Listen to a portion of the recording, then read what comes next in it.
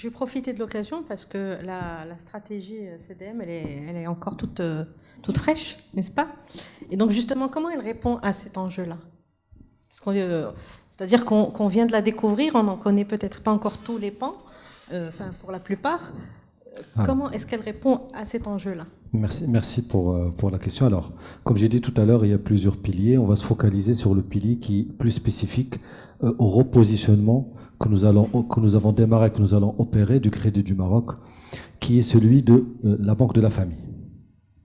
Ça signifie quoi? Ça signifie aujourd'hui, on veut se repositionner pour aller accompagner nos clients marocains sur l'ensemble des segments qui vont du particulier en passant par des professionnels, en arrivant jusqu'à l'entreprise et en adressant l'ensemble du marché marocain, sa classe moyenne, les étudiants, les jeunes et autres. On se repositionne d'une manière importante sur l'ensemble du marché marocain.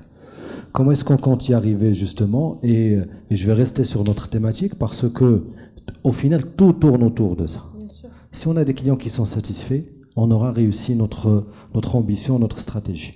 Je vais, pour ne pas m'étaler, je vais te citer un exemple concret de comment est-ce qu'on compte arriver par rapport à notre thématique. Alors, toujours quand on a une stratégie d'une entreprise, et spécifiquement dans notre cas Crédit du Maroc, on doit pouvoir la lire au niveau de notre organisation, parce que c'est l'organisation qui va porter la stratégie d'une manière ou d'une autre. Et pour notre cas, organisationnellement parlant, et nous venons également de communiquer sur quelques ajustements organisationnels qui nous permettront d'être plus robustes pour porter cette stratégie. Aujourd'hui, nous avons dit, la satisfaction client, tout ce que nous avons dit, c'est deux choses, quelque part. C'est je capte de l'insatisfaction à un moment donné. Il va falloir la traiter. Et pour ça, nous avons créé organisationnellement un customer service qui est le seul et unique interlocuteur au niveau de la banque qui est responsable de la qualité de service de nos clients. Donc, quand on capte de l'insatisfaction, rappelez-vous ce que j'ai dit tout à l'heure, instantanéité de la réponse, instantanéité de l'échange avec le client. Donc, tout ça, c'est le customer service qui construit ce parcours et qui le gère.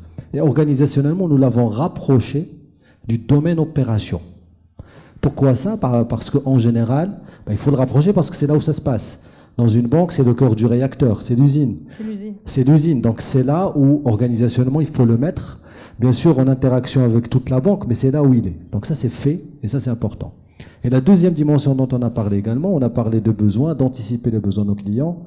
Comment est-ce que nous anticipons dans nos parcours et autres? Nous avons créé organisationnellement une direction de la satisfaction client qui diffère. Donc ça, c'est de la satisfaction client qui, elle, organisationnellement, est au niveau de l'équipe de l'Arbi, au niveau du pôle retail marketing, retail banking et marketing, justement parce que c'est là où nous concevons nos parcours, c'est là où nous réfléchissons sur nos thématiques stratégiques, sur l'ensemble des marchés de la banque, et donc organisationnellement, elle est là.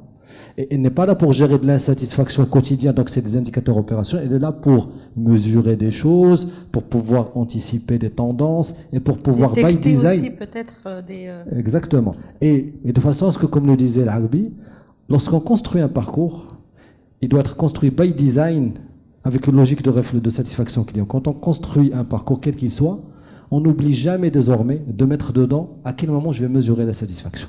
À quel moment. Structurellement. Quand on le construit, c'est pas à la fin, on va se dire, oh, tiens, attends, comment est-ce que je vais mesurer? Non, non. Quand on l'imagine, on imagine comme ça.